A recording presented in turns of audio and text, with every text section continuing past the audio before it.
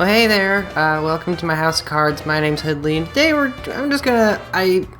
for some reason, I just felt like sharing my current build of Endymion-Pendulum Magician, because, I don't know, been playing around with it for a while. I like messing around with Pendulum Magicians in general. They're just, probably one of my favorite decks to experiment with, and this build isn't, heavily experimental. I've still got some stuff to work out. There are some things that could be better, but I don't know. I think it's fun, and I just wanted to share my current build, just because, I don't know, I felt like doing so. I'm not going to go super into detail, or I'll at least try not to. Yeah, I don't really have much to say.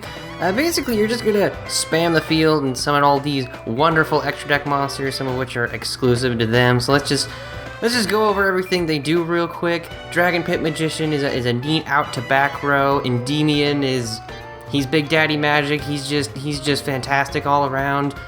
He's not as consistently available in this build as he is in a Mythical Beast build, or even one that just has more of the Endymion cards available, but he's still pretty awesome and easy to access, so why not?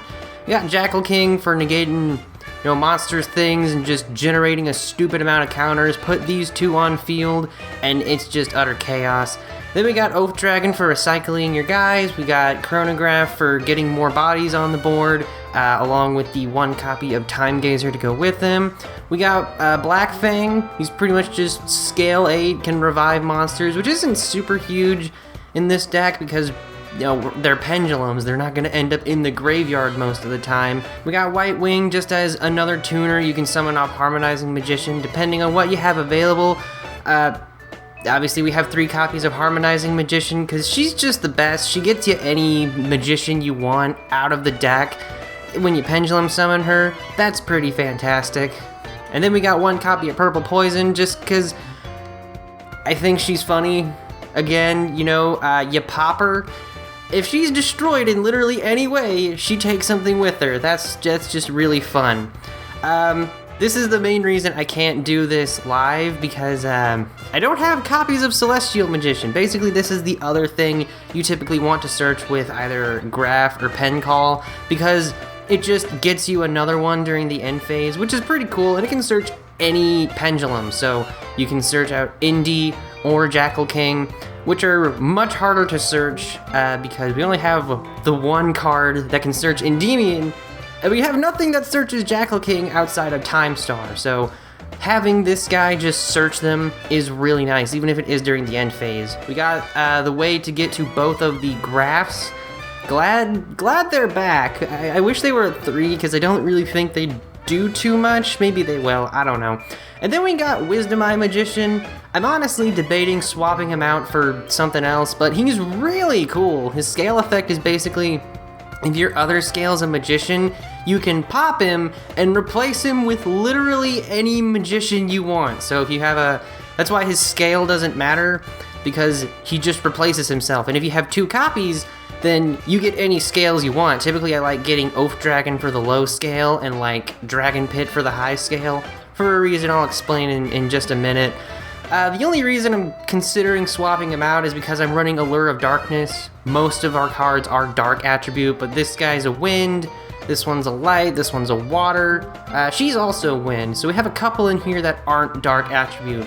And also, he kind of clashes with Pendulum Call, but he works fantastic with Pendulum Graph, Star Pendulum Graph, so I'm kind of wondering if I should swap him out. I'll figure it out. I don't know. I think he's working pretty well. We got Timebreaker Magician just as a combo piece to summon using Harmonizing. We got the Time Gazer to summon off Sorcerer, and we have Best Girl of the Endymion archetype outside of Celine. You know she's part of it. Servant, she summons one of the spell counter guys from the deck. I wish she was at least at 2. 3 might be a bit much. I really wish we had her at more than 1, because that just makes the deck so much better, but I guess that's why we can't have her at more than 1. Oh well, that kind of stinks. And, but we only have 3 targets for her. I was running Reflection, but then I was like, do I really need to run it? Anyway, she's fantastic. She's what you always want to get with Spell Power Grasp, unless you already have her in your opening hand, which doesn't happen often because she's at 1. And then we got Blue Boy for the Spellbook engine. We got 3 Allure of Darkness because I hate Pot of Desires. Don't tell me to run Pot of Desires because that card, I freaking swear, has a grudge against me. We got Duelist Alliance to search all the Pendulum cards, which can include Iris Magician, which is kind of fun because they're always treated as a Pendulum Dragon, so that's fun. Most of the time you'll be getting Call or Grath. And then we got Spell Power Control to search out Servant or Endymion. We got 1 Called by the Grave. Wish this was at more than 1, although I feel like if we did, that would bring us back into some kind of terrifying combo heck, and I don't want to go back there. That was terrifying and very annoying, which is ironic because this is combo and it's just summoning a bunch of dudes. So yeah, it's a bit of hypocrisy, but whatever. Then we got Pendulum Graphs. These cards are great, and now that we got Iris back, we can run them pretty easily. Something I actually like about the Pendulum Magicians is that you could just pop them with their own effects and they do something. That's pretty great. And Star Pendulum Graph makes them immune to targeting by spells. Trap Graph does the same. Star just gets you an extra magician whenever one leaves the field for whatever reason. So that's fantastic. And Trap Graph is just stupid. Amounts of disruption, lets you non-target destroy if you can't pop both your cards. Which if you use Pendulum Call or Time Star, you can't. So that's pretty fun. And then for the extra deck, we got 1 Gravity Controller to ditch Absolute Dragon, which just lets you get Odd Eyes Vortex. I don't use him a whole lot, because typically I can end in combos that allow me to use this as link material for like Selene or Masquerena. So it's not hugely useful, but it's nice to have. Masquerena because we're also running Nightmare Unicorn. Crowley to search out the Spellbook engine. Selene because she's wonderful. She's fantastic. I love this card. It's great. Just lets you get lots of counters, then lets you revive spellcasters, which is just super useful. Pair her up with Jackal King or the level 7, which I'll get to in a little bit, and it's just utter chaos. I wish she made counters on her own, but, you know, she's still pretty great. Appaloosa, just because she's budget now. Yep, not budget, but sort of budget. Time Star, who's like one of the best Xyz monsters you can make, just searches dark spellcasters from basically anywhere, protects your Pendulum monsters anywhere on the field, just fantastic. Absolute, again, just ditching it for Vortex Dragon, which is also a fantastic card. I want to build a deck where I can just hard summon this and be like, yeah, I can make Vortex Dragon without cheating him out. That's what you gonna do about that. F.A. Dawn Dragster, just because it's a generic level 7 back row negate, so that's pretty useful. Arcanite Magician, one of my personal favorites. He pops cards by spending spell counters. It's not once per turn, so like, put him next to Jackal King. He basically becomes a Gatling, a magical Gatling. It's just absolutely crazy. And then we've also got Meteor Burst Dragon. The only reason I'm running this is because you can bring out your scales that you might want on the field.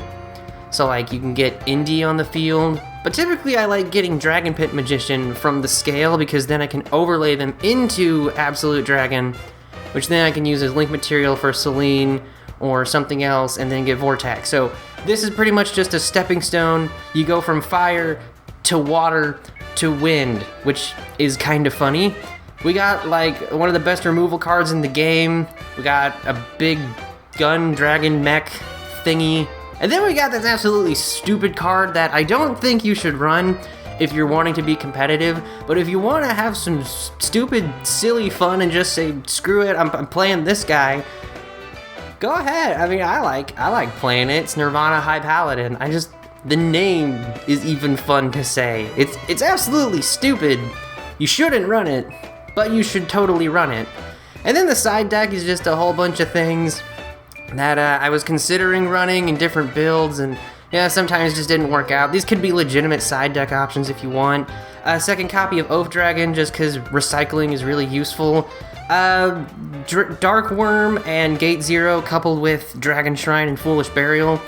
I tried running those, but with so many things messing with the graveyard right now, with stuff like, I don't know, Ghost Bell, Skullmeister, DD Crow, all that jive, I didn't think it was a particularly good idea, and it was so inconsistent, and most of the time, like, I drew the Dark Worm, or I didn't draw the Foolish Burial, or the Dragon Shrine to use with this one singular target, because there's nothing in here that benefits to being sent to the grave. It's just for this thing, so that's really annoying. So it's in the side deck now.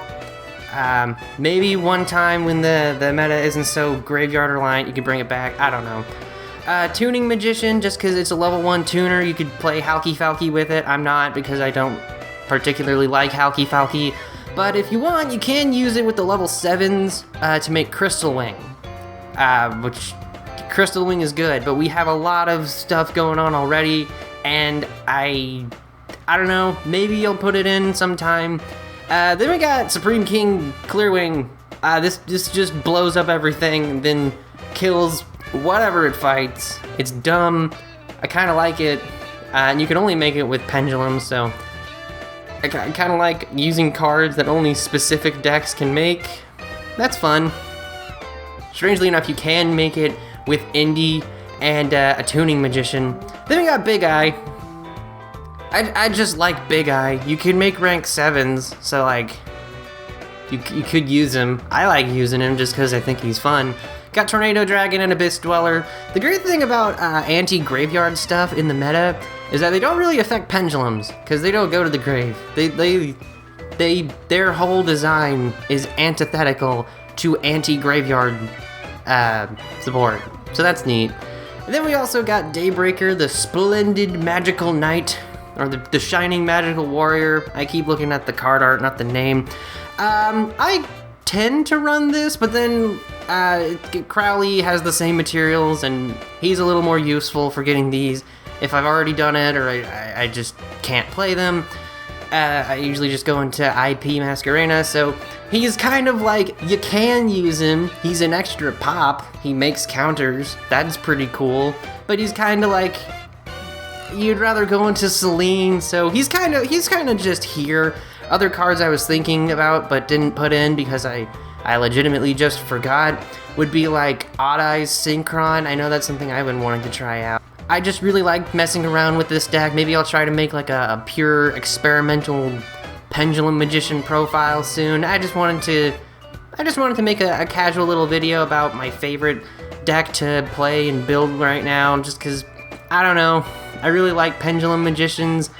They're not the best deck, but they were the first one that I learned how to play when I got back into the game, and I think this build right now still costs like $60 maybe? I don't know, I didn't count it. I'm just like, I like playing budget decks, and I like this deck because I learned how to make it when I got back into the game, and something about it just clicks with me. I don't know why. I think it's just because I like the idea of a bunch of wizards being spells. That's kind of fun. I like how weird they are, being just one of the few very viable Pendulum decks, and I don't know. I just like it, and there are lots of fun things you can play around with. So anyway, that's just what I'm doing right now. I hope you have a nice day, whatever you're doing. Bye. Thanks for hanging out.